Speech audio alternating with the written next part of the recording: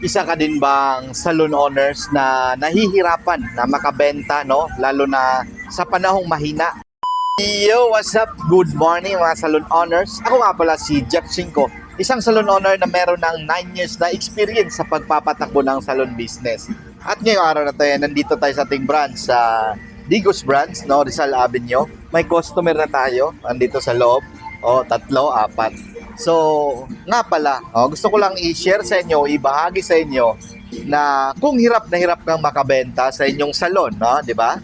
At alam nyong mahina, no? Alam nyong mahina, di mo alam kung anong mga solusyon, lalo na sa sales, kasi tayong mga salon owner, ang alam lang natin ni services, magaling tayo dyan.